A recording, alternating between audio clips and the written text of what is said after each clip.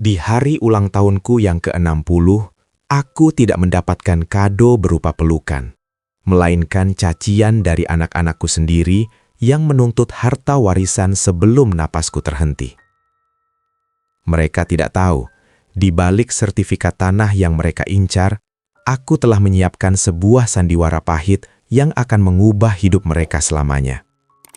Sebuah rahasia yang terkunci dalam map hijau yang akan membuat mereka menangis darah saat menyadari apa yang sebenarnya telah aku lakukan.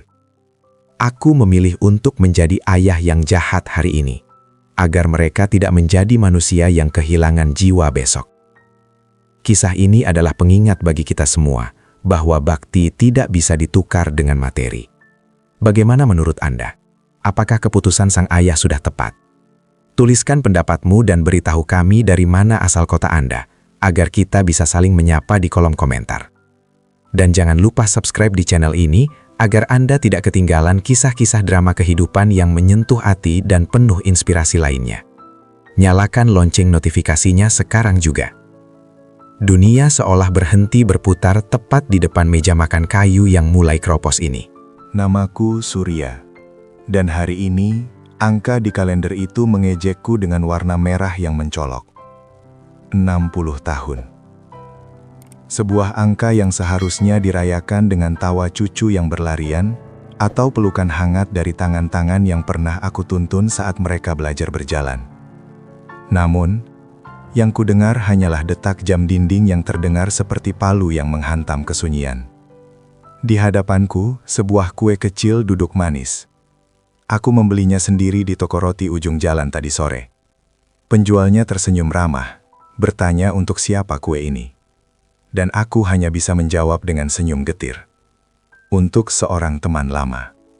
Teman lama itu adalah diriku sendiri, yang kini sedang bercermin pada bayangan di jendela yang gelap. Aku menyalakan sebatang lilin kecil di tengah kue itu. Api kecil itu menari-nari, memantulkan cahaya di mataku yang mulai kabur oleh selaput usia. Selamat ulang tahun, Surya. Bisikku lirih. Suaraku terdengar asing di telingaku sendiri. Parau dan bergetar. Seolah tenggorokanku telah lama lupa bagaimana cara membentuk kata-kata bahagia. Ponsel di samping piring tetap membisu. Layarnya hitam. Sedingin hatiku saat ini. Aku sempat berharap, meski hanya sekali, benda itu akan bergetar hebat. Aku membayangkan Rendra menelpon untuk sekadar bertanya apakah aku sudah makan. Aku membayangkan Maya mengirimkan foto cucuku yang mungkin sudah lupa bagaimana rupa kakeknya. Atau Dimas, si bungsu yang dulu paling manja, setidaknya mengirimkan pesan singkat berisi doa. Namun, Sunyi adalah satu-satunya tamu yang setia hadir. Aku menatap foto mendiang istriku, Fatimah, yang tersenyum abadi di dalam bingkai perak. Fatimah, lihatlah anak-anakmu. Batinku. Kau beruntung tidak perlu merasakan bagaimana rasanya menjadi asing di hati darah dagingmu sendiri. Air mata yang sejak tadi kutahan, akhirnya luruh juga. Ia jatuh tepat di atas meja, membasahi serat kayu yang menyimpan ribuan kenangan saat kita semua masih sering makan bersama di sini. Kenangan itu datang seperti ombak. Suara tawa mereka, rengekan minta mainan, dan janji-janji masa kecil bahwa mereka tidak akan pernah meninggalkan ayah. Kini, janji itu terkubur di bawah tumpukan kesuksesan mereka. Mereka telah tumbuh menjadi pohon yang rimbun, namun akarnya seolah enggan lagi menyentuh tanah tempat mereka bermula. Aku bangga mereka sukses. Aku bahagia mereka kaya. Tapi, mengapa kesuksesan harus merampas anak-anakku? Angin malam menyelinap melalui celah ventilasi, terasa dingin menyentuh kulitku yang mulai keriput. Tanpa perlu ditiup, api lilin di atas kue itu perlahan meredup dan akhirnya padam. Padam dalam diam, menyisakan asap tipis yang terbang menghilang ke langit-langit. Seperti itulah rasanya hidupku sekarang. Cahayanya mulai habis, dan tak ada satupun tangan yang mencoba melindunginya agar tetap menyala. Aku tidak marah, aku hanya kecewa pada takdir yang begitu sunyi. Aku bangkit dari kursi, membiarkan kue itu tetap utuh tanpa sempatku kecap. Biarlah kesunyian ini menjadi santapan malamku. Namun di tengah isak yang tertahan, sebuah pikiran mulai tumbuh di kepalaku. Jika kasih sayang tak lagi bisa memanggil mereka pulang, mungkin hal lain yang mereka puja bisa melakukannya. Aku harus melakukan sesuatu, bukan karena aku haus akan harta, tapi karena aku ingin melihat wajah mereka untuk terakhir kalinya, meski aku harus menggunakan sebuah taktik yang pahit. Taktik yang pahit itu mulai tumbuh di benakku, seperti akar yang merambat di antara puing-puing hati yang patah. Aku melangkah dengan kaki yang terasa berat menuju kamar utama. Tempat di mana waktu seolah dipaksa berhenti. Di sana, di atas meja rias yang kayunya sudah mulai kusam, foto Fatimah masih berdiri tegak. Ia tetap cantik dalam balutan kerudung putihnya, menatapku dengan binar mata yang selalu mampu meredakan badai di dadaku. Fatimah, bisikku sambil jemariku mengusap debu tipis di permukaan kaca bingkai itu. Maafkan suamimu ini. Malam ini aku harus berbohong pada mereka. Aku harus menanam umpan, agar burung-burung yang telah terbang jauh itu mau kembali hinggap di dahan tua yang hampir patah ini. Aku duduk di tepi ranjang yang terasa terlalu luas untuk satu orang. Dahulu, di ruangan ini, kita sering berdiskusi tentang masa depan anak-anak. Kita bekerja keras, memeras keringat di bawah terik matahari, menjual petak demi petak tanah warisan orang tuaku, hanya agar Rendra bisa memakai toga, agar Maya bisa sekolah tinggi, dan agar Dimas tak perlu merasa rendah diri. Kita memberikan mereka sayap, Fatimah. Tapi kita lupa mengajari mereka cara untuk pulang. Air mataku kembali jatuh. Kali ini lebih deras. Aku ingat betul bagaimana Maya menangis saat pertama kali ia harus tinggal di asrama. Ia memeluk leherku begitu erat, seolah aku adalah satu-satunya pegangan hidupnya. Aku ingat Rendra yang berjanji akan membelikanku rumah baru jika ia sudah sukses nanti. Dan Dimas, si kecil yang selalu memegang ujung bajuku kemanapun aku pergi. Kini, rumah baru itu memang ada, tapi di sana tidak ada kamar untuk ayahnya. Dan tangan yang dulu memegang bajuku, kini lebih sibuk menggenggam kemudi mobil mewah dan ponsel canggih mereka. Mereka sudah menjadi orang besar, Fatimah, ucapku pada kesunyian yang mencekam. Begitu besar, hingga sosok ayah mereka ini terlihat kecil dan tak berarti di mata mereka. Mereka tak lagi butuh nasihatku, mereka tak lagi butuh doaku. Yang mereka butuhkan hanyalah angka-angka yang bisa menambah kekayaan mereka. Aku mengambil sebuah map hijau dari dalam laci paling bawah. Di dalamnya tersimpan surat-surat tanah, sertifikat rumah, dan tabungan hari tua yang selama ini kupendam rapat-rapat. Inilah sisa-sisa hidupku. Inilah magnet yang aku yakini akan membuat mereka berebut untuk datang. Aku merasa kerdil melakukan ini, namun kerinduanku sudah melampaui harga diriku. Aku ingin melihat mereka duduk di meja makan itu lagi, meski aku tahu tujuan mereka bukan untuk memelukku, melainkan untuk merampas apa yang tersisa dari tanganku. Dunia mungkin akan mengutukku sebagai ayah yang penuh tipu daya, tapi Tuhan tahu betapa hancurnya perasaan seorang tua yang harus membeli kehadiran anaknya sendiri. Aku akan menelpon mereka satu persatu besok pagi. Aku akan menggunakan nada suara yang paling rapuh, membisikkan kata warisan sebagai mantra pemanggil. Biarlah ini menjadi sandiwara terakhirku, Fatimah, kataku sambil memeluk foto itu erat di dadaku. Aku hanya ingin memastikan, apakah di balik jas mewah dan jabatan tinggi mereka, masih ada sedikit saja darahku yang mengalir, ataukah hati mereka sudah benar-benar membatu tertutup emas. Malam semakin larut, dan aku berbaring dengan map hijau di pelukanku, membayangkan wajah mereka yang mungkin akan segera hadir, walau dengan niat yang akan menyayat hatiku lebih dalam lagi. Tidurku tak pernah nyenyak, ia hanya berupa potongan-potongan mimpi yang datang dan pergi, seperti asap. Di dalam remang kamar, aku mendengarkan detak rumah ini. Suara kayu yang memuai karena dingin, dan angin yang bersiul di sela jendela. Dahulu, rumah ini bernapas. Ia hidup dengan langkah-langkah kaki kecil yang berlarian di lorong, dengan suara pintu yang terbuka dan tertutup karena mereka tidak bisa diam. Kini, lantai kayu ini tak lagi berderit di bawah beban kaki mereka. Seolah-olah rumah ini pun ikut menahan napas, ikut berduka bersamaku dalam kesunyian yang statis. Aku bangun saat fajar menyingsing, ketika cahaya matahari mulai mengintip malu-malu dari balik gorden yang sudah memudar warnanya. Rutinitasku adalah sebuah upacara kesepian yang terulang. Menyeduh teh yang kepulannya hanya aku yang mencium, dan menatap kursi-kursi kosong yang tersusun rapi di meja makan. Setiap sudut rumah ini adalah museum luka. Di sofa ruang tamu itu, aku ingat Rendra pernah tertidur dengan buku di dadanya saat belajar untuk ujian masuk universitas. Di sudut dapur, Maya pernah memecahkan piring dan menangis ketakutan sebelum aku memeluknya dan berkata bahwa piring bisa diganti, tapi senyumnya tidak. Dan di halaman belakang ada bekas ayunan yang kini telah berkarat. Tempat Dimas selalu berteriak, "Ayah, lebih tinggi lagi!"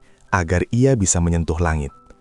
Sekarang kalian sudah menyentuh langit, gumamku sambil menyesap teh pahitku. Kalian terbang begitu tinggi, hingga lupa bahwa akar kalian masih tertanam di tanah yang kusam ini. Aku berjalan mengelilingi rumah, menyentuh dinding-dinding yang mulai mengelupas catnya. Aku merasa seperti hantu yang menghuni istananya sendiri. Apakah kesuksesan memang sedingin ini?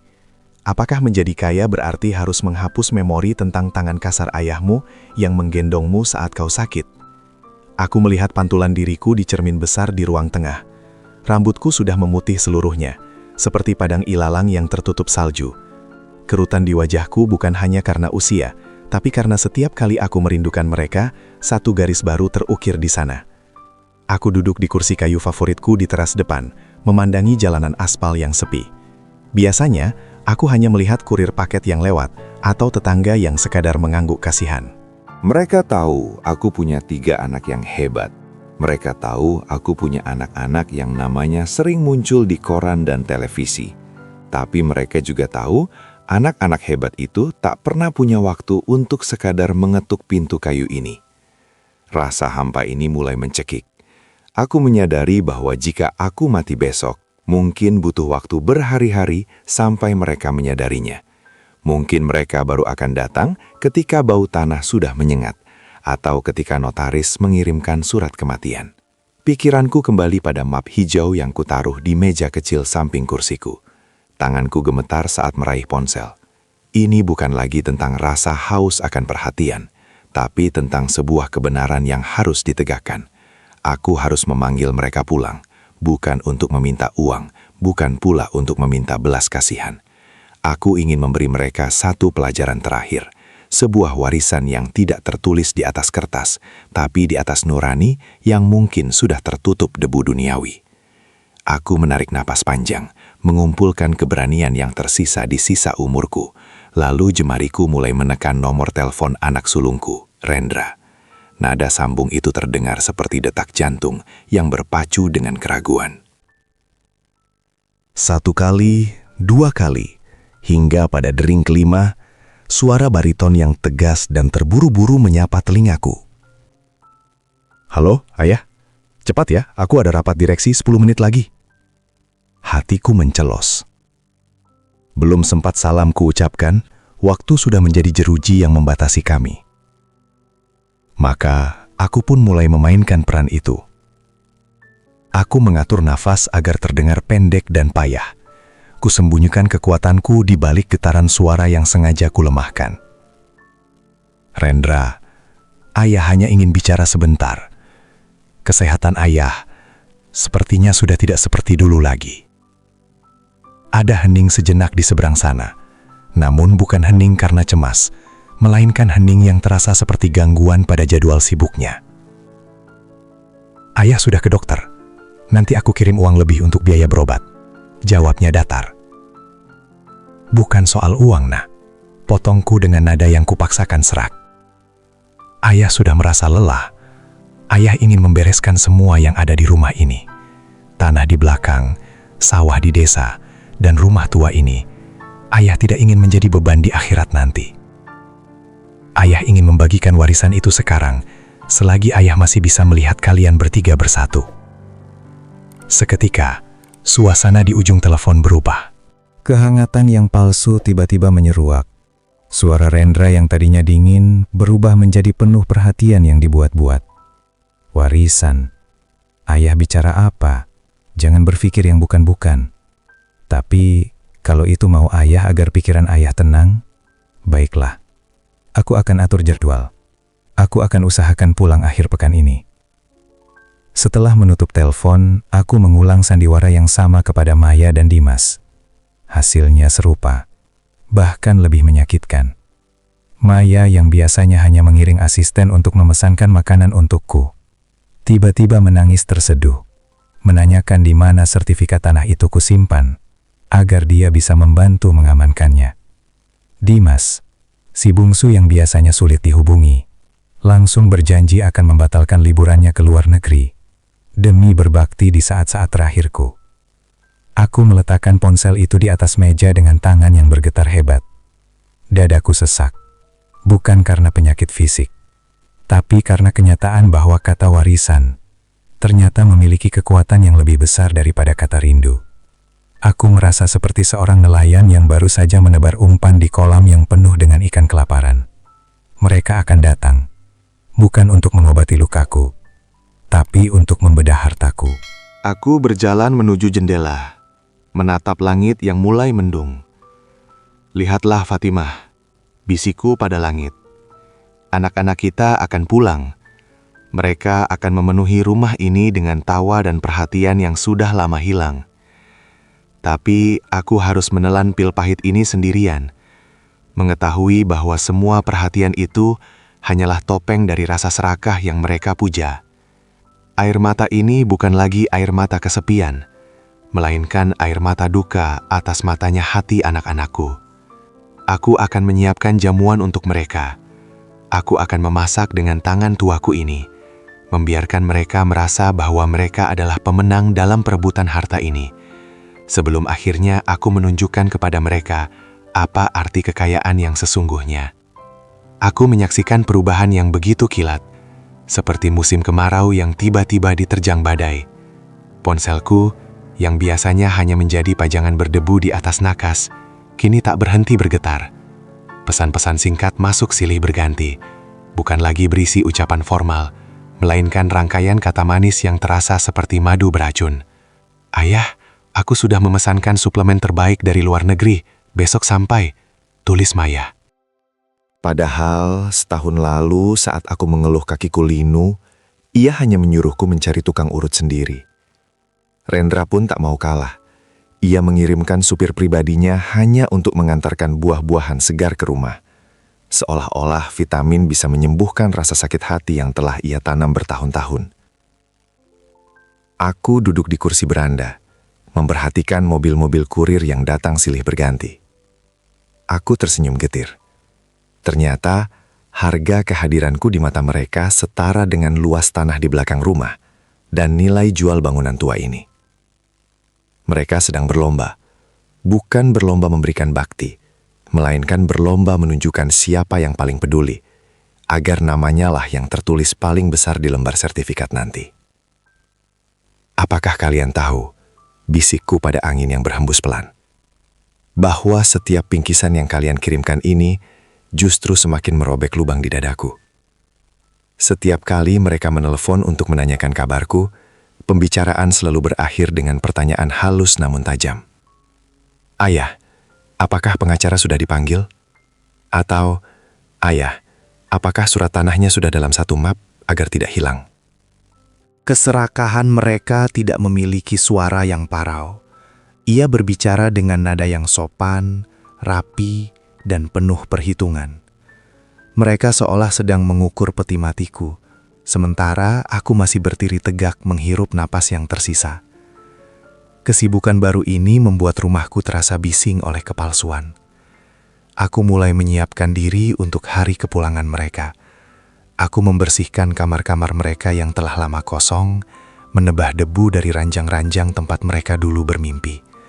Aku mencium aroma kayu yang tua, mengingat kembali masa-masa ketika kekayaan kami hanyalah sepiring nasi yang dibagi 5, namun tawa kami memenuhi seluruh langit-langit rumah. Betapa malangnya nasib harta. Ia bisa membangun istana, namun ia juga bisa menghancurkan rumah. Ia bisa membeli pelayan, namun ia tak bisa membeli rasa hormat yang tulus. Aku melihat ke arah sawah di kejauhan, warisan dari kakek mereka yang kini menjadi incaran. Sawah itu telah memberi kami kehidupan, dan kini ia akan menjadi ujian terakhir bagi nurani mereka yang telah lama mati. Malam sebelum mereka datang, aku duduk diam di ruang tengah yang remang. Aku tidak lagi menangis. Kesedihanku telah mengkristal menjadi sebuah ketetapan hati yang dingin. Aku akan menyambut mereka dengan tangan terbuka. Aku akan membiarkan mereka mencium tanganku dengan bibir yang hanya membayangkan emas. Aku akan membiarkan sandiwara ini mencapai puncaknya. Karena hanya melalui kegelapan yang paling pekat, mereka akan menyadari betapa silaunya cahaya kebenaran yang akan kusampaikan nanti. Besok, rumah ini akan penuh. Bukan oleh cinta yang kembali, melainkan oleh serigala-serigala yang mengenakan jubah domba, yang datang untuk berpesta di atas kerapuhan seorang ayah. Maka, di sisa waktu yang sunyi ini, aku menyeret langkahku menuju dapur. Ruangan ini adalah saksi bisu betapa seringnya ibunya dahulu berkutat dengan asap dan bumbu, demi memanjakan lidah anak-anaknya. Hari ini, biarlah jemari tuaku yang gemetar ini, yang mengambil alih peran itu untuk terakhir kalinya. Aku mulai memarut kelapa. Sebuah pekerjaan sederhana yang membuat sendi-sendiku berdenyut nyeri. Aku ingin memasak rendang kesukaan Rendra, sayur lodeh favorit Maya, dan sambal goreng hati yang selalu diminta Dimas. Setiap kali ia berhasil mendapat nilai bagus di sekolah. Aroma rempah mulai memenuhi udara, merayap ke sela-sela dinding, mencoba membangkitkan kembali memori-memori yang telah mati. Namun, anehnya, wangi bumbu ini tak lagi terasa hangat. Ia terasa seperti aroma upacara pelepasan. Kalian akan makan dengan lahap, bukan? Bisiku pada kuali yang berdesis. Kalian akan memuji masakan ayah, sambil mata kalian melirik ke arah lemari tempat berkas-berkas itu kusimpan. Setiap irisan bawang adalah sebuah kenangan. Aku ingat bagaimana kami pernah berbagi sepotong telur dadar untuk bertiga saat ekonomi kami terjepit. Namun mereka tak pernah mengeluh. Sekarang, mereka bisa membeli restoran mewah, tapi mereka kehilangan rasa syukur dalam sepiring nasi. Aku memasak bukan karena aku ingin melayani mereka, tapi karena aku ingin mereka mengingat rasa rumah sebelum aku meruntuhkan harapan duniawi mereka. Aku ingin rasa bumbu ini melekat di ingatan mereka sebagai rasa penyesalan yang paling dalam. Di sela-sela memasak, aku masuk ke dalam kamar, membuka lemari pakaian tua, dan mengambil kemeja batik terbaik yang kupunya, kemeja yang hanya kupakai untuk acara penting. Di saku dalamnya, aku menyelipkan sebuah map hijau tipis. Map itu terasa sangat ringan di tangan, namun aku tahu isinya memiliki berat yang mampu meruntuhkan kesombongan mereka. Sertifikat tanah, akta rumah, dan semua bukti kepemilikan harta duniawi yang mereka puja.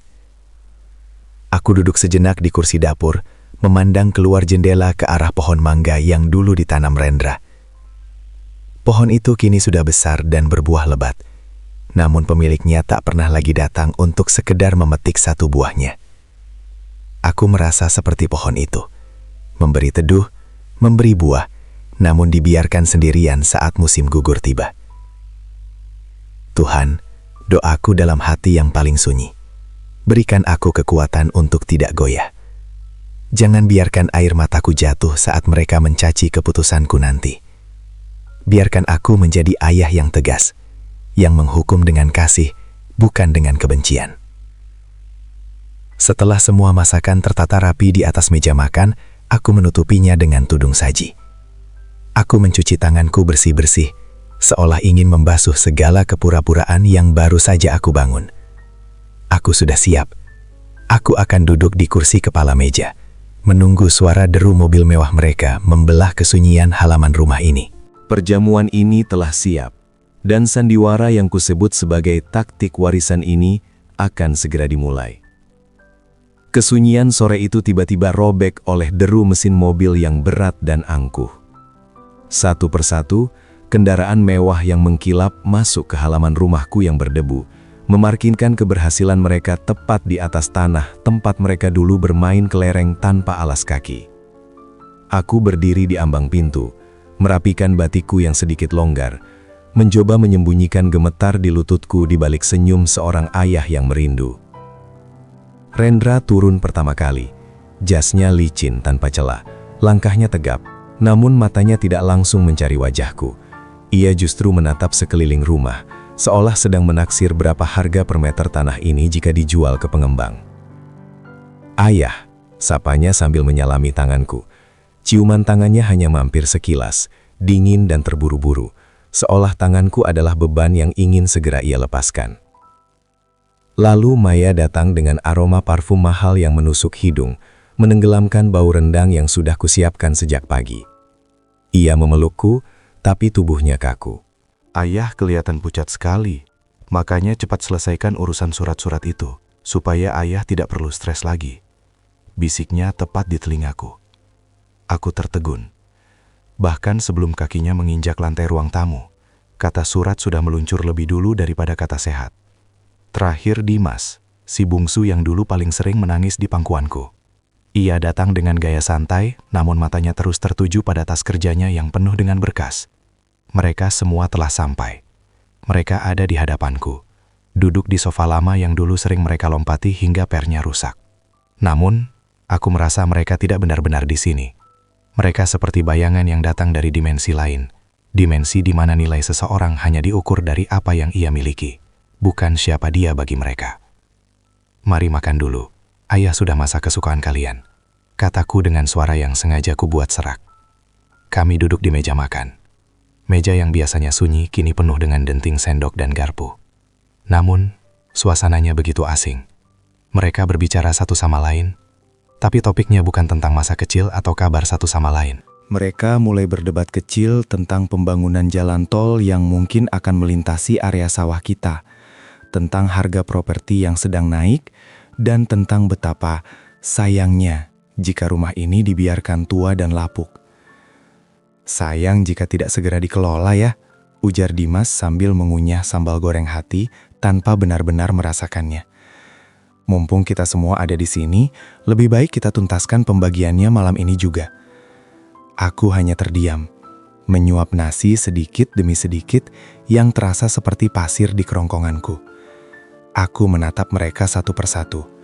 Wajah-wajah yang dulu kuciumi saat mereka bayi, kini tampak seperti wajah-wajah asing yang sedang menghadiri sebuah transaksi bisnis. Mereka adalah orang asing yang kebetulan memiliki nama belakang yang sama denganku. Hatiku menjerit, ingin sekali berteriak bahwa aku hanya ingin mereka pulang untuk memelukku, bukan untuk merampas sisa napasku. Namun aku menahan diri.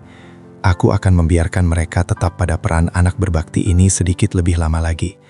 Aku ingin melihat sejauh mana topeng itu sanggup mereka kenakan sebelum akhirnya kenyataan yang kusembunyikan di balik map hijau itu meruntuhkan segalanya. Di bawah lampu gantung yang temaram, meja makan ini berubah menjadi medan laga yang sunyi. Denting sendok di atas piring porselen terdengar seperti dentang pedang yang saling beradu. Mereka tidak sedang menikmati masakan tanganku. Mereka sedang menghitung bagian masing-masing di bawah meja. "Rendra, kudengar perusahaanmu sedang butuh suntikan dana besar ya?" Maya membuka suara. Nada bicaranya selembut sutra namun setajam silet. Ia mengelap bibirnya dengan tisu mahal, matanya melirik sinis ke arah kakak tertuanya. "Mungkin itu sebabnya kau begitu semangat pulang saat ayah bicara soal tanah di belakang. Bukankah luasnya cukup untuk membangun beberapa ruko?" Rendra menghentikan kunyahannya. Wajahnya yang kaku mengeras, Ia meletakkan sendok dengan suara yang sengaja dikeraskan. Aku pulang karena aku peduli pada kesehatan ayah, Maya. Jangan samakan aku denganmu yang selalu mengeluh cicilan butikmu macet. Ayah, tanah di desa itu sebenarnya paling pas kalau aku yang kelola, agar tetap menjadi aset keluarga yang kuat. Aku hanya menunduk, menatap butiran nasi yang mendingin di piringku. Rasa sayur lodeh yang kubuat dengan penuh cinta pagi tadi tiba-tiba berubah hambar. Seolah lidahku telah kehilangan kemampuannya untuk mengecap rasa selain kepahitan. Mereka membicarakan hartaku seolah-olah aku sudah tidak ada lagi di antara mereka. Aku seolah menjadi perabot pua yang hanya perlu digeser agar mereka bisa melihat isi brankas di belakangnya. Sudahlah Kak, potong Dimas, si bungsu yang kini pandai bersilat lidah. Ayah pasti tahu siapa yang paling butuh dan siapa yang paling bisa merawat warisan ini. Aku ini anak bungsu, bukankah biasanya anak bungsu yang paling dekat dengan orang tua di masa tua? Ia menoleh padaku, memberiku senyum yang tak sampai ke mata. Senyum itu lebih mirip sebuah permohonan agar aku berpihak padanya dalam pembagian nanti. Kata-kata mereka saling tumpang tindih, membangun tembok yang semakin tinggi di sekelilingku. Aku teringat puluhan tahun lalu, ketika di meja yang sama ini, mereka berebut potongan tempe terakhir dengan penuh tawa. Saat itu, mereka tidak peduli siapa yang mendapat paling banyak, karena mereka tahu mereka memiliki satu sama lain. Kini, mereka memiliki segalanya, namun mereka telah kehilangan kita. Ayah kok diam saja? Tanya Maya, pura-pura cemas sambil menyentuh punggung tanganku. Tangannya dingin. Sedingin hatinya yang hanya mencari celah di mana nama aset-asetku berada. Ayah sudah siapkan pembagiannya kan? Supaya nanti kalau terjadi apa-apa, kami tidak perlu bertengkar. Aku menarik napas panjang, membiarkan udara dingin mengisi rongga dadaku yang sesak. Ayah hanya sedang menikmati suara kalian. Jawabku lirih, hampir berupa bisikan. Sudah lama sekali rumah ini tidak serius ini. Ayah ingin menyimpan suara-suara ini di dalam ingatan. Sebelum nanti semuanya benar-benar sunyi. Mereka terdiam sejenak. Namun hanya sekejap. Ketulusanku tak mampu menembus lapisan keserakahan yang sudah membatu. Mereka kembali melanjutkan diskusi tentang nilai investasi. Seolah-olah aku adalah saksi mati bagi rencana masa depan mereka yang megah. Aku bangkit dari kursi dengan perlahan. Merasakan tulang-tulangku yang mulai melemah. Aku butuh udara segar. Aku butuh menjauh dari hawa dingin yang justru terpancar dari darah dagingku sendiri. Aku melangkah menuju pintu belakang, meninggalkan mereka yang masih sibuk membagi dunia yang belum mereka genggam. Aku perlu mendengar suara malam yang jujur. Sebelum besok aku meruntuhkan semua topeng yang sedang mereka kenakan dengan begitu rapi. Udara malam di luar terasa jauh lebih jujur. Ia dingin, namun tidak menusuk. Tidak seperti kata-kata anak-anakku di meja makan tadi. Aku berdiri di bayang-bayang pohon mangga, mencoba mengatur napas yang terasa semakin berat. Namun, kesunyian yang kucari tak bertahan lama. Suara langkah kaki dan bisik-bisik yang tertahan mengikutiku dari arah teras belakang yang remang. Itu mereka, Rendra, Maya, dan Dimas. Mereka rupanya keluar untuk menghindari pengawasanku. Berkumpul di bawah lampu taman yang redup untuk melanjutkan negosiasi yang tak pantas ku dengar. Aku berdiri mematung di balik pilar kayu, bukan karena ingin menguping, tapi karena kakiku tiba-tiba terasa seperti terpaku ke bumi. Dengar, suara Rendra terdengar tegas, nada bos yang biasa ia gunakan di kantor. Begitu sertifikat itu di tangan kita, aku akan langsung menghubungi pengembang. Tanah belakang ini nilainya bisa 3 kali lipat kalau kita jadikan ruko. Ayah tidak perlu tahu, kita bilang saja akan kita rawat. Aku setuju, sahut Maya dengan suara yang tak lagi manis. Lagi pula, rumah ini terlalu besar untuk ayah sendirian. Terlalu banyak biaya perawatannya. Lebih baik kita jual saja semuanya. Hasilnya kita bagi, dan ayah Ya, mungkin kita bisa carikan panti jompo yang paling mewah di kota. Di sana dia akan punya teman, daripada di sini sendirian terus merengek minta dijenguk. Jantungku seperti diremas oleh tangan yang tak terlihat. Panti jompo. Di sanalah tempat yang mereka siapkan untuk laki-laki yang telah menghabiskan seluruh hidupnya demi memastikan mereka punya rumah yang megah. Aku memejamkan mata, membiarkan punggungku bersandar pada kayu pilar yang kasar. Dinginnya kayu itu meresap ke tulangku, namun hatiku jauh lebih dingin. Tapi jangan sampai ayah tahu rencana kita sekarang, bisik Dimas. Tadi dia bilang dia sakit kan? Kita ikuti saja permainannya sampai tanda tangan itu selesai. Setelah itu, urusan pindah rumah bisa kita atur pelan-pelan. Aku tidak mau liburanku ke Eropa terganggu hanya karena urusan sengketa rumah tua ini. Tawa kecil mereka pecah, sangat lirih namun terdengar seperti petir di telingaku.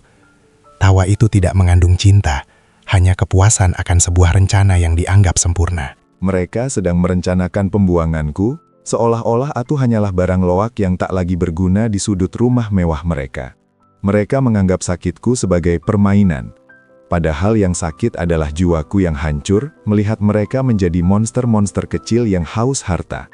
Aku mengepalkan tangan di dalam saku batikku, menyentuh sudut map hijau yang masih setia di sana. Air mataku tidak mengalir kali ini. Ia telah kering, menguap terbakar oleh api kekecewaan yang kini membara di dadaku. Ternyata, dugaanku benar. Tak ada satupun dari mereka yang pulang karena rindu. Mereka pulang untuk memastikan bahwa aset mereka tidak jatuh ke tangan orang lain. Aku menoleh ke arah jendela dapur yang masih terang. Di sana, sisa rendang dan sayur lodeh masih terhidang.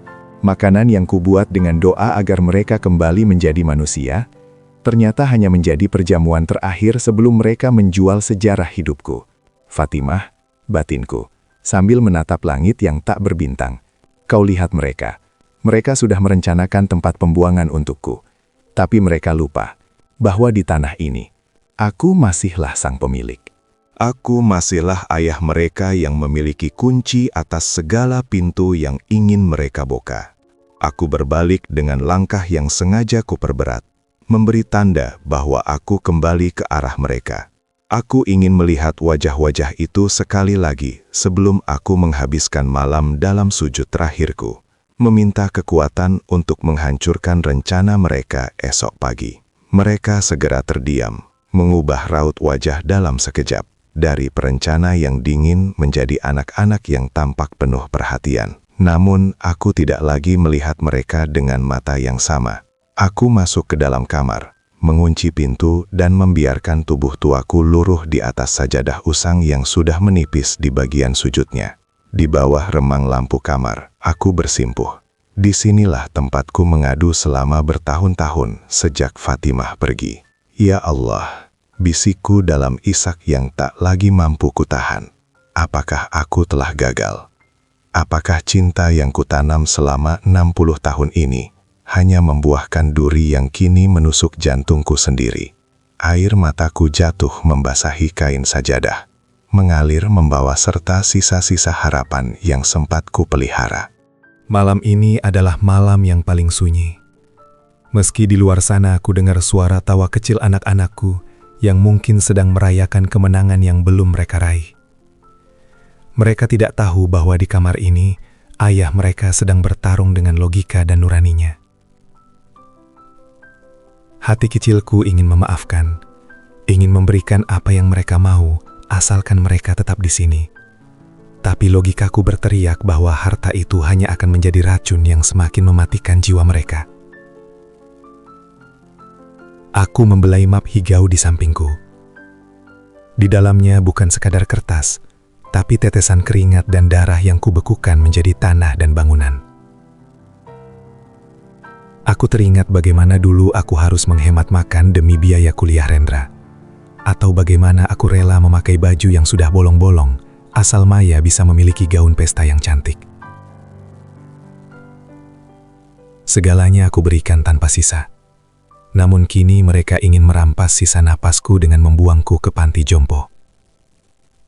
Panti jompo Gewa, kataku getir pada kegelapan. Mereka pikir kemewahan bisa menggantikan kehadiran. Mereka pikir uang bisa membeli rindu. Mereka telah menjadi orang kaya yang paling miskin di dunia ini. Karena mereka kehilangan kemampuan untuk mencintai tanpa syarat. Malam semakin larut, dan aku masih bersujud. Aku meminta kekuatan agar tanganku tidak gemetar saat besok aku harus mematahkan ambisi mereka. Aku ingin mereka sadar bahwa dunia ini fana. Bahwa tanah yang mereka perebutkan ini pada akhirnya hanya akan menjadi tempat mereka dikuburkan, bukan tempat untuk menyombongkan diri. Aku memutuskan untuk melepaskan segalanya. Bukan kepada mereka yang serakah, tapi kepada tempat yang akan mengekalkan harta itu menjadi cahaya bagi perjalananku nanti. Besok adalah hari pembebasan, bisikku sambil mencium bumi. Pembebasan bagiku dari beban harta, dan pembebasan bagi mereka dari rantai keserakahan. Meski cara yang kupilih akan meninggalkan luka yang paling perih. Aku bangkit dengan perasaan yang aneh. Ada kedamaian yang menyelinap di sela-sela kesedihanku. Aku menatap fajar yang mulai menyemburat di ufuk timur melalui celah jendela. Cahaya itu menandakan bahwa waktu sandiwara telah berakhir. Hari ini, di meja tengah yang luas itu, aku akan mengumpulkan mereka.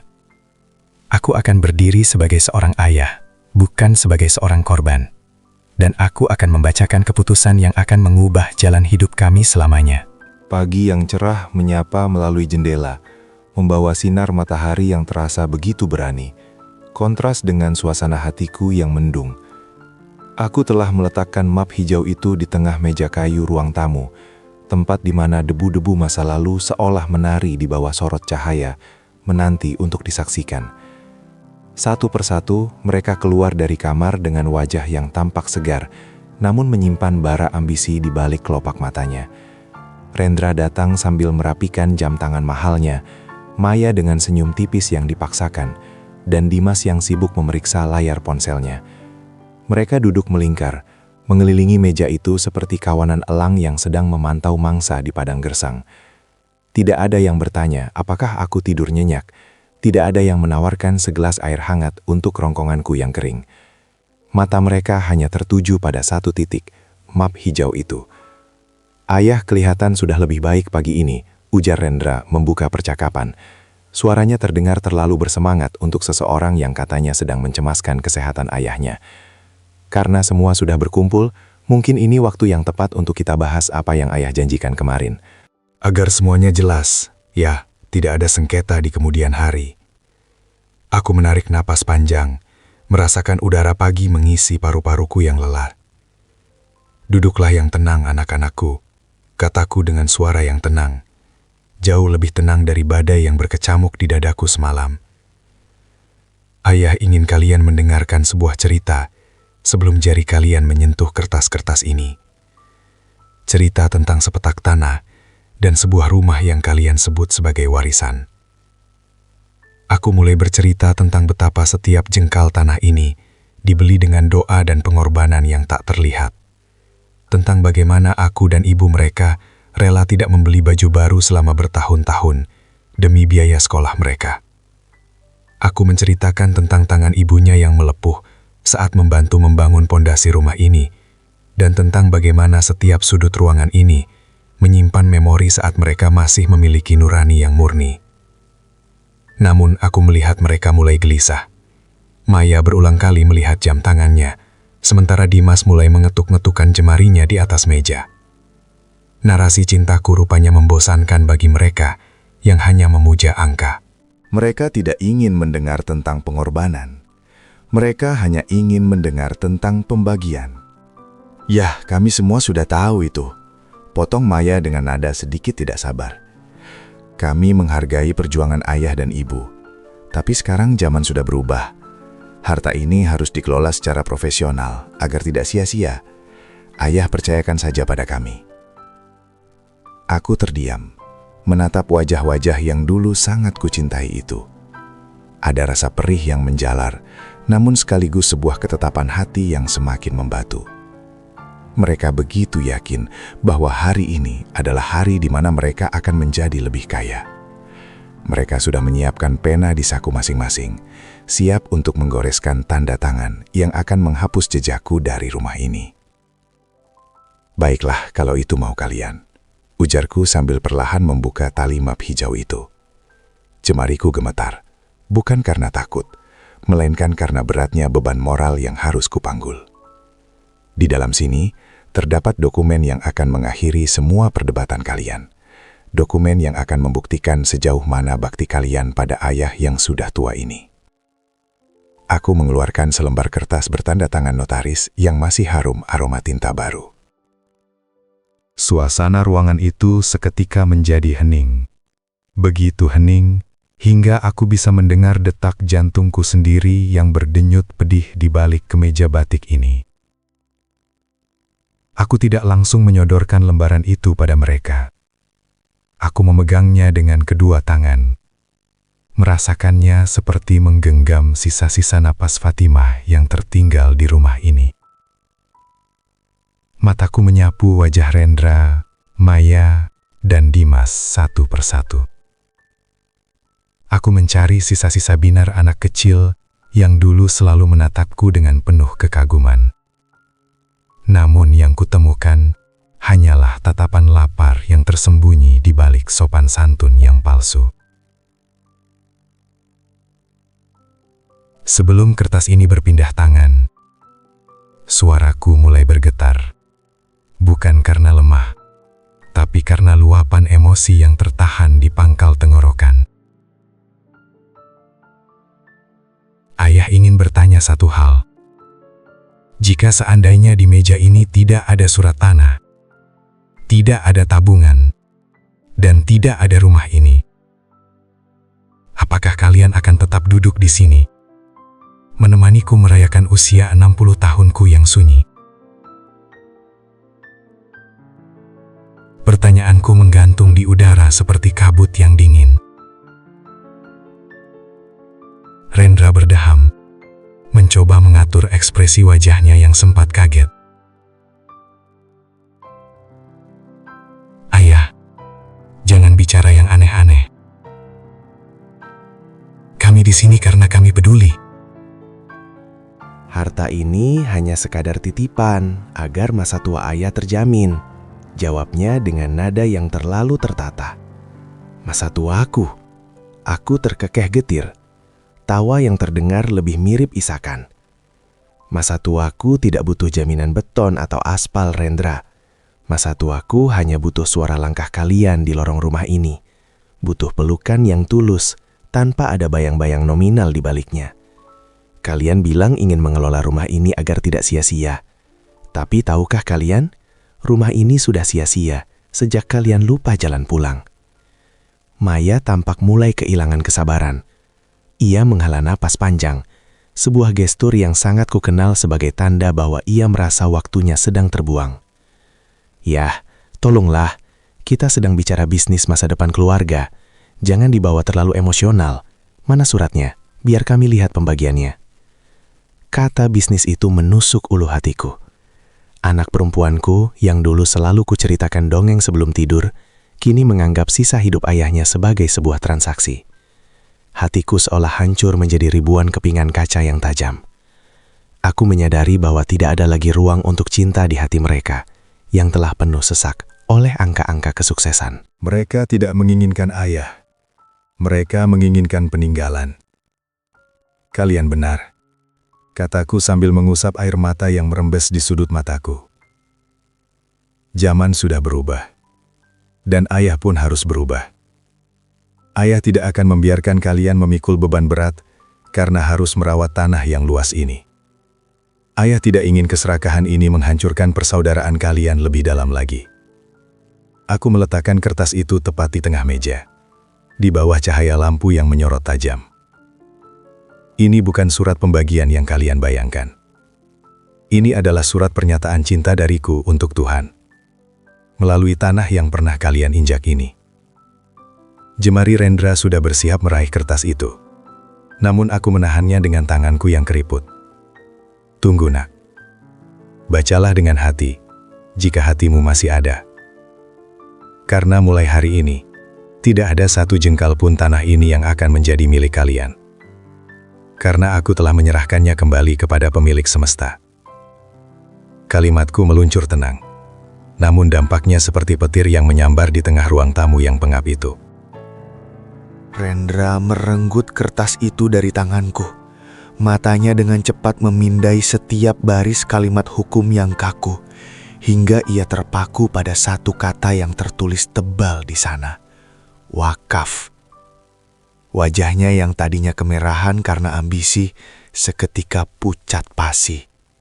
Bibirnya bergetar, bukan karena sedih, melainkan karena amarah yang tak terbendung.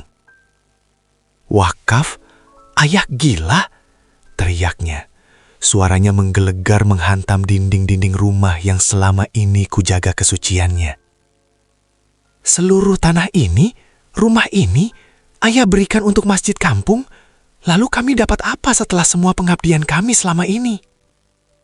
Maya berdiri dengan sentakan yang membuat kursi kayunya terjungkal. Matanya yang indah kini berkilat penuh kebencian.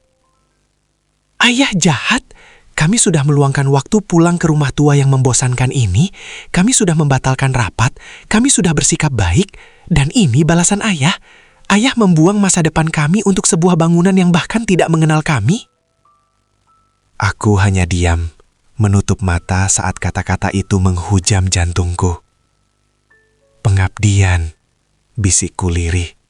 Kalian menyebut kedatangan karena mengejar harta sebagai pengabdian? Kalian menyebut kepura-puraan selama 2 hari ini sebagai bakti? Dimas, si bungsu ikut mendekat. Ia menatap surat itu dengan tatapan tidak percaya. Ayah tahu berapa nilai tanah ini kalau dijual ke pengembang? Miliaran ya. Ayah bisa hidup mewah di kota bersamaku. Tapi ayah malah memilih memberikan semuanya pada orang-orang kampung yang tidak punya hubungan darah dengan kita. Di mana logika ayah? Aku membuka mata, menatap mereka satu persatu dengan tatapan paling dalam yang pernah kuberikan. Logika ayah ada di akhirat, Dimas. Ayah tidak ingin harta ini menjadi api yang membakar kalian di sana nanti. Kalian sudah kaya. Kalian sudah punya segalanya di kota. Tapi kalian miskin hati. Tanah ini adalah tabungan ayah untuk bertemu ibumu di surga nanti. Aku tidak ingin meninggalkannya untuk anak-anak yang hanya menghargai orang tuanya seharga sertifikat tanah. Cukup, bentak Rendra sambil membanting map hijau itu ke atas meja. Kalau memang ayah lebih memilih masjid itu daripada darah daging sendiri, silakan. Nikmati masa tua ayah di rumah lapuk ini sendirian. Jangan pernah cari kami lagi. Jangan pernah kirim pesan atau telepon. Anggap saja kami tidak pernah ada. Seperti ayah yang menganggap kami tidak berhak atas harta ayah sendiri. Maya meraih tas mahalnya dengan kasar. Ayo pergi. Tidak ada gunanya di sini. Biarkan ayah dengan kesuciannya yang egois ini. Mari kita lihat, apakah dinding masjid itu bisa memelukmu saat kau sekarat nanti ya? Mereka berbalik, melangkah pergi tanpa sekalipun menoleh. Suara sepatu mereka yang menghantam lantai terdengar seperti palu hakim yang menjatuhkan vonis mati atas hubungan kami. Aku berdiri terpaku, mendengarkan pintu depan yang dibanting dengan keras, diikuti oleh raungan mesin mobil yang meninggalkan halaman dengan terburu-buru. Sunyi kembali datang, namun kali ini sunyi yang membawa luka yang menganga. Aku luruh ke lantai, memeluk lututku di bawah meja makan yang masih menyisakan aroma masakan yang tak lagi bermakna. Aku menangis sesenggukan dalam kegelapan yang kembali merayap, menyadari bahwa taktikku berhasil. Aku telah membebaskan mereka dari harta, namun aku juga telah kehilangan mereka untuk selamanya.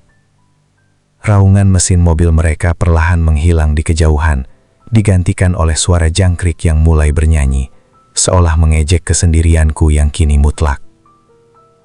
Rumah ini, yang beberapa saat lalu riuh dengan debat keserakahan, tiba-tiba menjadi seperti kuburan yang luas. Angin malam masuk melalui pintu yang mereka biarkan terbuka lebar, membawa debu dan dingin yang menusuk hingga ke sumsum tulang. Aku bangkit dengan sisa tenaga yang ada, menyeret langkah menuju ambang pintu. Di sana, di bawah lampu teras yang berkedip-kedip, aku menatap bekas ban mobil yang menggores tanah halaman.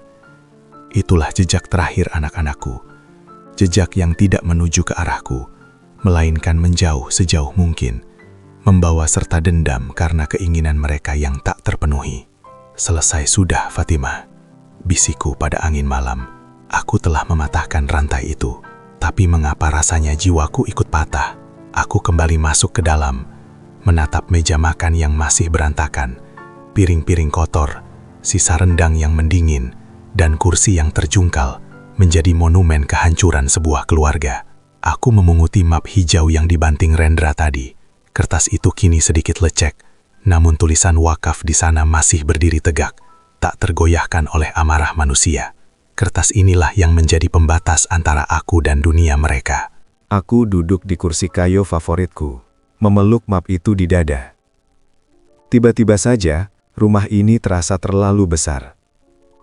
Setiap inci ruangannya seolah berbisik tentang kesia-siaan. Aku telah memberikan segalanya untuk mereka. Membangun istana di hati mereka yang ternyata hanya terbuat dari pasir. Saat ombak harta datang, istana itu runtuh, menyisakan puing-puing kebencian. Mereka bilang aku egois. Tapi bukankah egois itu adalah saat kau hanya mencintai ayahmu selama ia memiliki sesuatu untuk diberikan? Hening ini menyakitkan, karena ia jujur. Ia memberitahuku bahwa aku benar-benar tak punya siapa-siapa lagi di dunia ini. Namun di tengah rasa sakit itu, ada secercah cahaya yang mulai benderang di sudut batinku. Ada rasa ringan yang aneh saat aku menyadari bahwa aku tidak perlu lagi berpura-pura sakit untuk memanggil mereka. Aku tidak perlu lagi menunggu getar ponsel yang tak kunjung datang. Aku menatap langit-langit rumah yang tinggi. Sebentar lagi, tempat ini akan dipenuhi oleh suara anak-anak yang mengaji, oleh dahi-dahi yang bersujud, dan oleh doa-doa yang tulus kepada Sang Pencipta. Rumah ini tidak akan lagi menjadi museum luka, melainkan menjadi sumber pahala yang mengalir.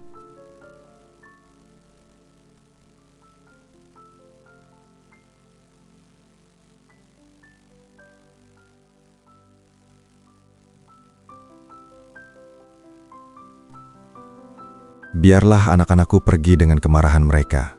Mungkin suatu hari nanti, saat rambut mereka sewarna denganku, mereka akan paham bahwa ayah mereka tidak sedang menghukum, tapi sedang menyelamatkan mereka dari beban yang tak sanggup mereka pikul di hadapan Tuhan. Malam itu, aku tidak tidur di ranjangku yang empuk. Aku memilih merebahkan diri di atas lantai ruang tengah, beralaskan sajadah. Aku ingin merasakan dinginnya lantai ini. Lantai yang sebentar lagi akan menjadi bagian dari rumah Tuhan. Di sana, dalam kesunyian yang paling dalam, aku akhirnya menemukan kedamaian yang selama ini kucari. Sebuah kedamaian yang hanya bisa dirasakan oleh mereka yang telah menepaskan dunia demi mengejar wajahnya. Pagi menyingsing tanpa aroma kopi yang biasa kuseduh, hanya bau tanah yang basah oleh embun. Aku bangkit dari lantai dengan tubuh yang terasa kaku, namun hatiku terasa seringan kapas. Hari ini adalah hari di mana aku harus benar-benar berpisah dengan bangunan yang telah merangkul separuh usiaku ini. Aku mengambil sebuah koper tua dari atas lemari, koper kulit yang sudah mengelupas di beberapa sisinya. Satu-satunya benda yang kubawa saat pertama kali meminang Fatimah dulu.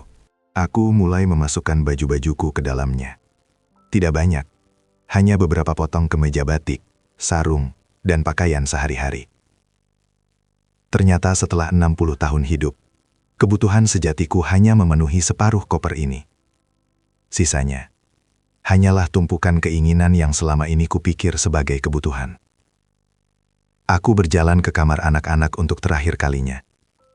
Di kamar Rendra, aku melihat sebuah piala plastik usang dari lomba lari tingkat SD yang masih bertengger di rak. Di kamar Maya, ada sisir kecil dengan hiasan bunga yang sudah patah. Aku tidak mengambilnya. Aku membiarkan benda-benda itu tinggal di sana, menjadi saksi bahwa pernah ada cinta yang tumbuh di ruangan ini. Meski kini akarnya telah dicabut paksa oleh waktu dan ambisi. Rumah ini bukan lagi milikku, bisikku pada dinding yang mulai kusam. Ia telah menjadi milik umat. Ia akan menjadi tempat bagi mereka yang rindu pada sujud, bukan bagi mereka yang rindu pada sujudnya nilai rupiah. Aku melangkah ke ruang tengah, memandangi meja makan yang kemarin menjadi saksi bisu ledakan amarah anak-anakku. Aku mematikan lampu satu persatu. Setiap cetekan saklar terasa seperti mematikan satu bab dalam buku kehidupanku. Ruangan-ruangan itu perlahan tenggelam dalam temaram, seolah memberi penghormatan terakhir pada pengabdianku sebagai penjaga rumah ini. Aku berhenti di depan foto Fatimah. Aku melepas bingkainya dengan lembut, membungkusnya dengan kain putih, dan meletakkannya dengan hati-hati di dalam koper. Ayah Fatimah, kita pergi sekarang. Kita cari tempat yang lebih kecil, namun lebih lapang untuk hati kita yang lelah. Saat aku menutup pintu depan dan menguncinya, tanganku sedikit gemetar. Suara kunci yang berputar terdengar begitu final. Aku berdiri di teras, memandang halaman yang kini tak lagi dihiasi mobil-mobil mewah. Hanya ada pohon mangga yang meranggas, seolah ikut merasakan kepergianku. Aku tidak tahu harus kemana secara pasti. Mungkin ke sebuah kontrakan kecil di dekat masjid, atau mungkin ke panti jompo yang sederhana. Bukan panti jompo mewah yang direncanakan anak-anakku untuk membuangku, tapi tempat di mana aku bisa menghabiskan sisa napas dalam zikir yang tenang. Aku menjinjing koperku, melangkah perlahan menuju gerbang. Setiap langkah kaki di atas kerikil halaman terasa seperti detak jantung yang berpamitan. Aku tidak menoleh lagi ke belakang. Aku tahu, jika aku menoleh, mungkin aku akan goyah. Aku ingin membawa harga diriku sebagai seorang ayah yang tetap berdiri tegak, meski anak-anaknya telah menganggapnya mati. Dunia mungkin melihatku sebagai orang tua yang malang dan tak punya apa-apa. Namun di dalam dada ini, aku merasa seperti raja yang baru saja memenangkan pertempuran melawan dirinya sendiri. Aku berjalan menyusuri jalan setapak desa yang masih berkabut, menjinjing koper tua yang terasa seperti satu-satunya sahabat yang tersisa. Di ujung jalan, menara masjid kampung yang sederhana tampak menjulang, menyambutku dengan ketenangan yang tak pernah kutemukan di gedung-gedung pencakar langit tempat anak-anakku bekerja. Aku menemui Pak Ustadz Mansur di teras masjid. Beliau sedang menyapu sisa-sisa daun kering. Dan ketika melihatku datang dengan koper di tangan, gerakannya terhenti. Matanya yang teduh menatapku dengan penuh pengertian, seolah ia sudah tahu bahwa badai besar baru saja melanda rumah tua di ujung jalan itu. "Ini kuncinya, Ustadz," kataku dengan suara serak, menyodorkan sekeping logam dingin ke telapak tangannya. "Rumah itu kini sudah menjadi milik umat. Tolong rawat ia dengan baik. Jadikan setiap sudutnya sebagai tempat untuk menyebut namanya. Jangan biarkan ia sesunyi saat aku menghuninya." Pak Mansur menerima kunci itu dengan tangan bergetar. "Pak Surya, Anda benar-benar yakin? Lalu Anda sendiri akan tinggal di mana?" Aku tersenyum. Sebuah senyuman yang lahir dari lubuk jiwa yang paling tulus. "Aku ingin tinggal di kamar kecil di belakang masjid ini saja, jika diizinkan. Aku ingin menjadi marbot, Ustadz. Aku ingin menghabiskan sisa umurku dengan membersihkan rumah Tuhan, karena selama ini aku terlalu sibuk membersihkan dunia yang ternyata hanya debu." Pak Mansur tidak bertanya lagi. Ia memelukku erat.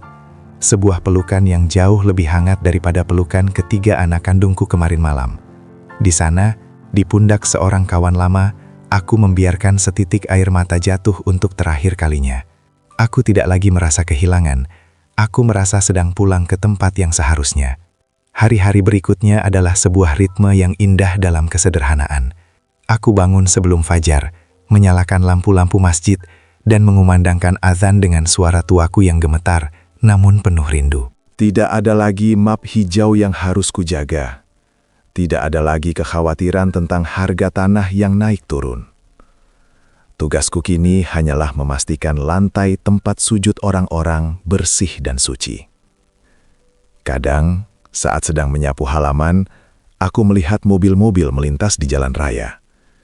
Aku sempat bertanya-tanya, apakah Rendra sedang memimpin rapat dengan egonya? Apakah Maya sedang berbelanja dengan kemarahannya? Ataukah Dimas sedang merencanakan liburan dengan kesepiannya? Aku mendoakan mereka setiap kali dahi ini menyentuh bumi. Aku tidak mendendam. Aku hanya berharap suatu saat nanti mereka akan datang ke masjid ini bukan untuk mencari harta, melainkan untuk mencari Tuhan yang pernah mereka lupakan di meja makan ayah mereka. Namun, raga ini memang tidak bisa berbohong. Usia 60 tahun dengan beban batin yang begitu hebat, mulai menagih janji pada fisikku. Dadaku sering terasa sesak, bukan lagi karena kesedihan, melainkan karena jantung tua ini yang mulai lelah berdetak. Aku sering terduduk di tangga masjid, memandangi matahari terbenam dengan perasaan tenang yang mutlak. Aku sudah memberikan segalanya, hartaku untuk umat, dan sisa napasku untuk pengampunan anak-anakku. Aku hanya tinggal menunggu waktu, saat di mana koper tuaku tak lagi dibutuhkan. Karena perjalananku akan segera sampai pada tujuannya yang akhir. Sore itu, langit seolah ikut berduka. Warnanya jingga kemerahan, seperti luka yang mulai mengering, namun masih menyisakan perih. Aku duduk bersandar di tiang kayu masjid yang dingin, menatap ke arah jalan setapak yang pernah kulalui dengan koper kulitku. Napasku terasa berat, seolah setiap tarikannya harus melewati ribuan duri di dalam dada. Fatimah, bisikku lirih. Sepertinya sebentar lagi aku akan menyusulmu. Aku harap kau tidak marah melihat tanganku kosong, tanpa membawa apa-apa dari dunia ini. Aku mencoba bangkit untuk menyalakan lampu masjid. Namun kakiku tak lagi memiliki tenaga. Dunia di sekelilingku mulai berputar pelan, perlahan-lahan meredup menjadi bayang-bayang yang kabur. Aku luruh di atas lantai ubin masjid yang bersih. Lantai yang baru saja aku sapu pagi tadi. Dinginnya ubin itu justru terasa menenangkan. Seolah bumi sedang memelukku, menerimaku kembali setelah perjalanan panjang yang melelahkan. Di saat-saat kesadaran yang mulai menipis, wajah-wajah anakku melintas. Rendra yang tegas, Maya yang cantik, dan Dimas yang manja. Aku tidak melihat mereka dengan jas mewah atau mobil mengkilap. Aku melihat mereka saat masih kecil, saat mereka masih berebut untuk duduk di pangkuku. Aku tersenyum dalam sesak. Aku telah memaafkan mereka jauh sebelum mereka meminta. Aku hanya sedih karena aku tak sempat melihat mereka belajar mencintai tanpa syarat, sebelum mataku tertutup untuk selamanya. Pak Ustadz Mansur menemukanku saat ia hendak mengumandangkan azan maghrib. Aku mendengar suaranya yang panik, memanggil namaku berkali-kali. Namun suaranya terdengar jauh, seperti gema dari balik bukit yang tinggi. Pak Surya, bertahanlah Pak. Aku ingin memberitahunya bahwa aku baik-baik saja, bahwa aku sedang merasa sangat damai. Namun bibirku hanya mampu bergerak tanpa suara. Aku merasakan tangan Pak Mansur menggenggam tanganku yang keriput. Tangannya yang hangat memberikan sedikit kekuatan di tengah dingin yang menjalar. Di telingaku ia mulai membisikkan kalimat tauhid dengan sangat lembut. La ilaha illallah. Aku mengikuti kalimat itu di dalam hati. Setiap hurufnya terasa seperti air yang menyiram api di dadaku. Tiba-tiba saja, rasa sakit itu hilang. Rumah tua itu, map hijau itu, dan caci maki anak-anakku menguap seperti embun yang terkena matahari. Yang tersisa hanyalah cahaya yang putih dan luas. Aku tidak lagi merasa sendirian.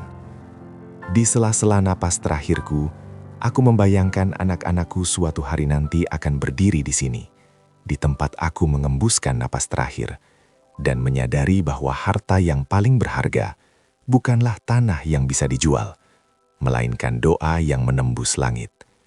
Aku pergi dengan tangan kosong, namun dengan hati yang penuh. Aku meninggalkan dunia ini sebagai marbot masjid yang miskin harta, namun sebagai ayah yang kaya akan keikhlasan. pandanganku benar-benar gelap sekarang. Detak jam dinding masjid yang kudengar tadi kini berhenti. Hanya ada hening yang sempurna. Aku pun menutup mata, membawa rahasia kasih sayang seorang ayah yang tak pernah padam hingga napas terakhirnya, di rumah Tuhan yang kini menjadi satu-satunya peninggalanku bagi mereka. Namun ruhku seolah belum benar-benar pergi. Aku masih di sini, melayang di atas kerumunan manusia yang kini mengelilingi gundukan tanah merah yang masih basah. Dari ketinggian yang sunyi ini, aku melihat mereka. 3 sosok yang selama ini kurindukan, hingga ke sela-sela tulang. Kini berdiri mematung di sisi liang lahatku. Rendra, Maya, dan Dimas. Mereka datang dengan pakaian hitam yang mahal. Namun wajah mereka tampak jauh lebih kusam daripada batik tua yang kupakai saat pergi. Tidak ada lagi kilat kesombongan di mata Rendra. Ia berdiri dengan bahu yang lunglai, menatap nisan kayu bertuliskan namaku dengan pandangan kosong. Maya menangis sesenggukan, menutup wajahnya dengan kerudung sutra yang kini basah oleh air mata penyesalan yang terlambat. Sementara Dimas, si bungsu, hanya bisa bersimpuh di atas tanah. Jemarinya meremas tanah merah yang menutupi jasadku. "Ayah," suara Dimas terdengar serak, memecah kesunyian pemakaman. "Maafkan kami ya. Kami datang bukan untuk rumah itu lagi. Kami datang untuk ayah. Tapi kenapa ayah sudah tidak ada?" Aku ingin membelai rambut mereka. Ingin membisikkan bahwa aku sudah memaafkan mereka jauh sebelum tanah ini menyentuh keningku. Namun, kini ada jarak yang tak terlampaui antara duniaku dan dunia mereka. Mereka baru menyadari kehampaan itu sekarang, saat tidak ada lagi sosok yang bisa mereka panggil ayah.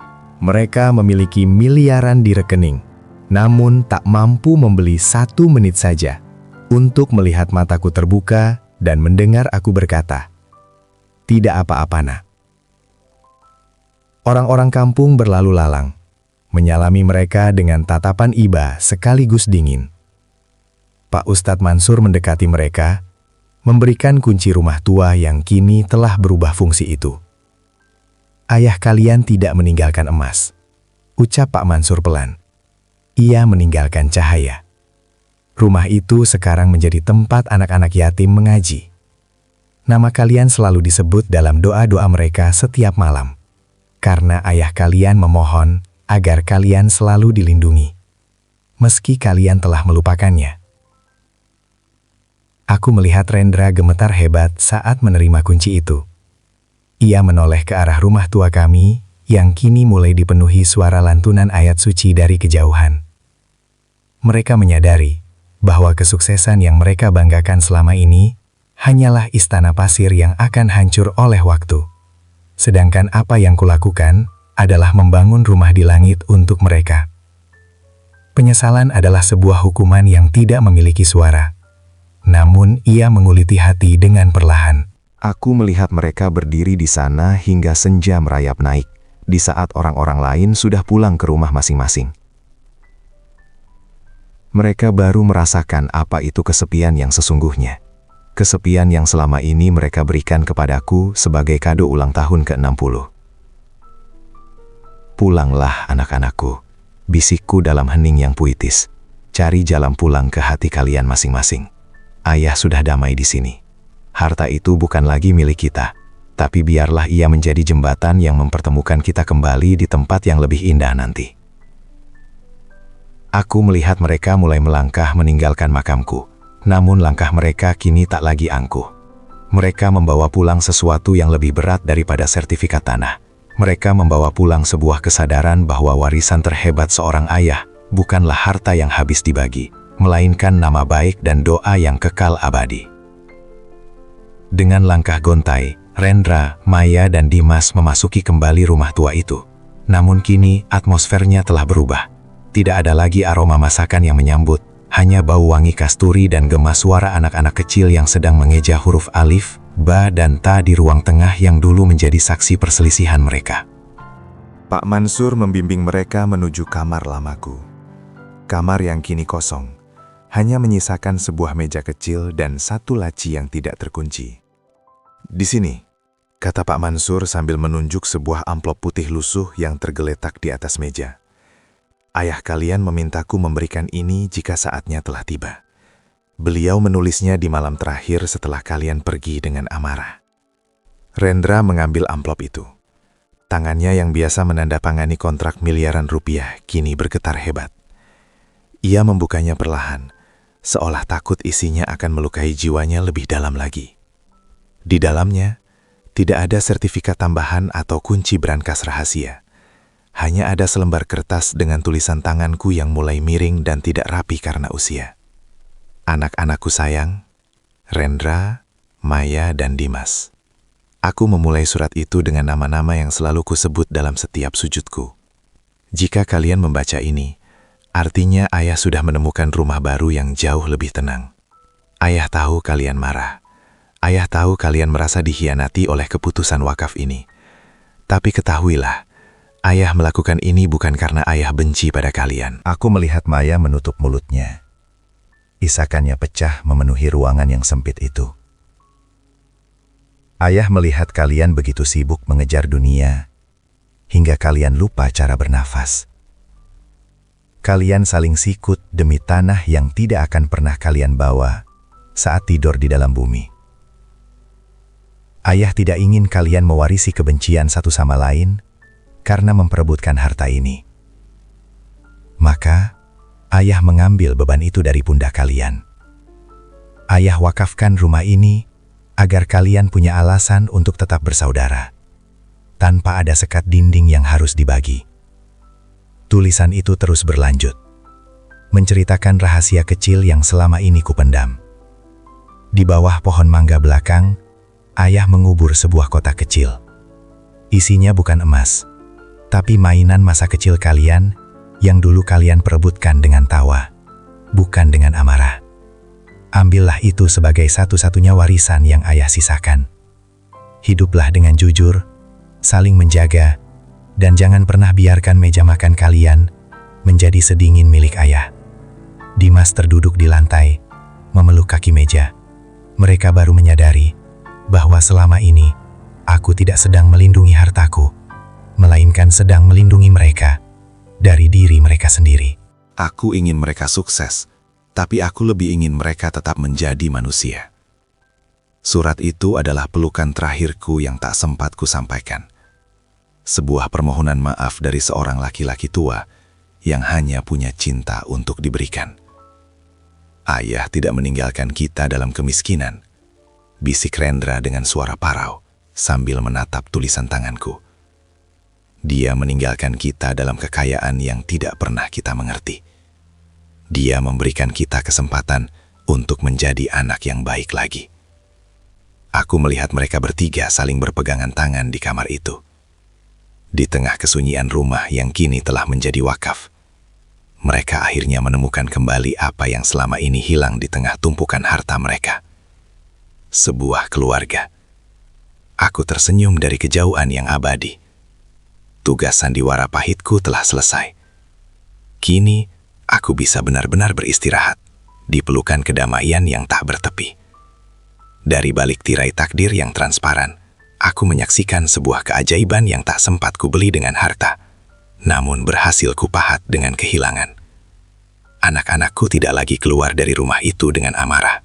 Mereka keluar sebagai 3 jiwa yang baru saja dibasuh oleh air mata kejujuran, membawa sebuah kotak kecil dari bawah pohon mangga yang isinya jauh lebih berharga daripada bongkahan berlian. Tahun-tahun berlalu, dan doa yang kutanam di tanah wakaf itu mulai berbuah lebat. Rumah tua kami kini telah menjelma menjadi sebuah panti asuhan dan rumah tahfidz yang megah, namun tetap mempertahankan kehangatan aslinya. Rendra tidak lagi menghabiskan waktunya hanya untuk mengejar angka di papan bursa. Kini ia adalah donatur utama yang memastikan setiap anak di sana mendapatkan pendidikan terbaik. Maya, dengan jemari lembutnya, sering datang setiap akhir pekan untuk membacakan dongeng bagi anak-anak yatim, menggantikan peran ibunya yang dulu selalu mendongeng untuknya. Sedangkan Dimas, ia telah membangun sebuah taman kecil di samping masjid. tempat ia sering duduk termenung, mengirimkan ratih doa yang kini menjadi jembatan penghubung antara duniaku dan dunianya. "Ayah," bisik Rendra suatu sore saat ia berdiri sendirian di depan nisan kayuku yang kini telah berganti batu marmer putih sederhana. "Terima kasih telah menjadi jahat demi menyelamatkan kami." Jika ayah tidak mengambil tanah itu, mungkin hari ini kami sudah saling tuntut di pengadilan, menghancurkan darah yang sama demi kertas yang fana. Suaranya terbawa angin sore yang sejuk, meresap ke dalam tanah tempat ragaku beristirahat. Aku merasa tenang. Kesunyian yang dulu menyiksaku di meja makan, kini telah berubah menjadi simfoni doa yang tak pernah putus. Warisanku tidak habis dibagi 3. Ia justru berlipat ganda, mengalir ke tangan-tangan mungil yang kini menempati rumah tua kita, menjadi amal jariah yang terus mengetuk pintu surga untukku dan Fatima. Inilah akhir dari sandiwaraku, sebuah drama yang kumulai dengan tangisan kepura-puraan, namun berakhir dengan senyuman keabadian. Aku telah mengajarkan mereka bahwa kekayaan sejati tidak terletak pada apa yang kita simpan di dalam brankas, melainkan pada apa yang berani kita lepaskan demi keridoannya. Hinaan dan cacian yang pernah kuterima dahulu kini telah menguap, digantikan oleh rasa hormat yang mendalam dan rindu yang tak kunjung padam. Dari tempatku yang sekarang, aku melihat mereka bertiga berpelukan di depan gerbang rumah wakaf itu sebelum mereka kembali ke kota. Mereka bukan lagi orang asing yang memperebutkan warisan, melainkan saudara yang saling menguatkan. Langit senja memerah dengan indah, menutup lembaran terakhir dari cerita hidupku. Aku telah pergi, namun cinta yang kutinggalkan akan terus hidup. Lebih kokoh dari beton, lebih abadi dari waktu.